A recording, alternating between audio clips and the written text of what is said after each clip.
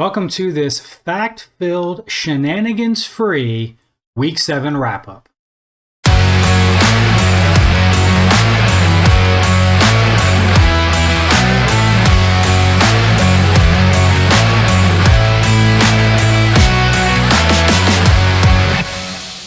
Here are the facts. Fact number 1. I would like to thank Poncho. Filling in over the past few weeks while I was gallivanting around the world. I know it takes time, it takes effort to do the recap, and I really do appreciate that. The insights that you brought each week were truly insightful. The special guests that you were able to bring onto the show, very special. And the invaluable analysis that you provided for each game that you recapped, so valuable. So thank you again. I really appreciate that. Fact number 2. Unlike my current roster management, my camera is in focus. And fact C, we are at the halfway point of the season.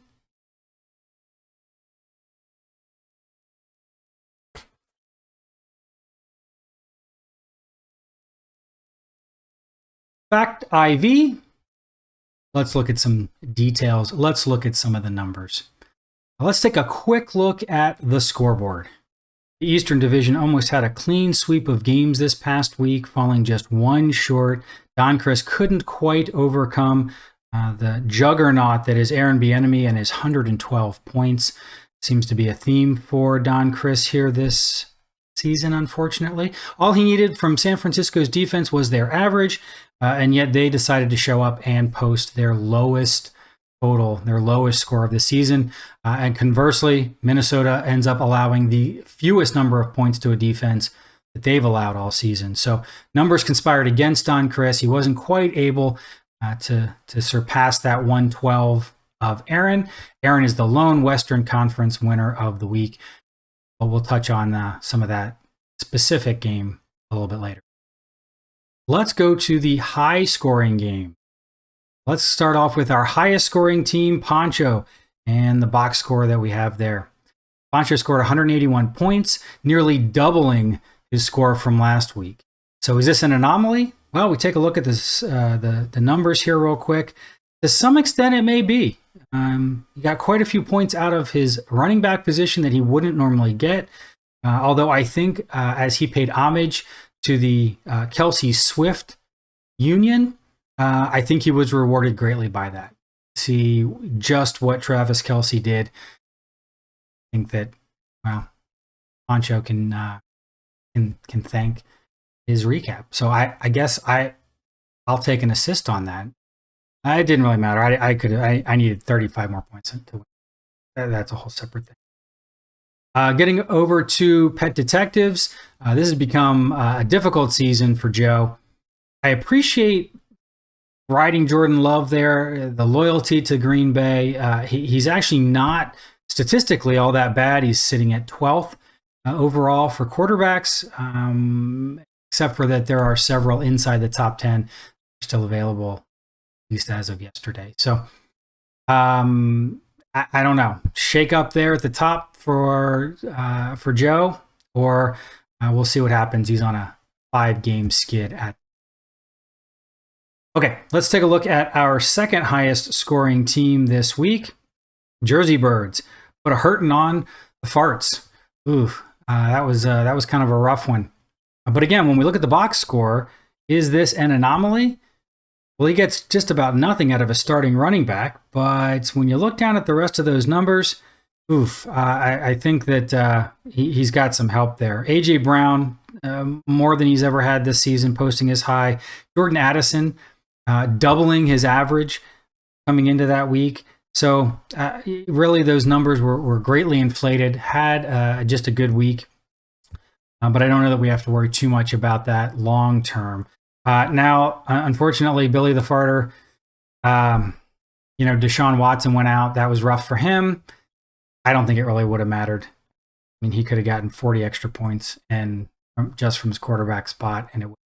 So, as usual, and I'm sure he will want to fact check me and argue this, but I'm going to call it a fact and say, as usual, Alex Billy is struggling midway through the season. Let's take a look at our third highest scoring team, Keith and who dat. Now, this is an interesting one. We've had the Drunken Samurai discussion. Has Keith waited too long? That's what he asserts. But is that part of the Drunken Samurai? It's interesting to note. If we take a look at the numbers, has he struck on some magical formula here? Well, let me just point out a couple of things. Patrick Mahomes doubling his average last week. The Joshes blowing up. Josh Downs tripling his average that he had coming into the week. Josh Palmer 2.5 times his average. I'm going to say this was just a blind squirrel finds a nut.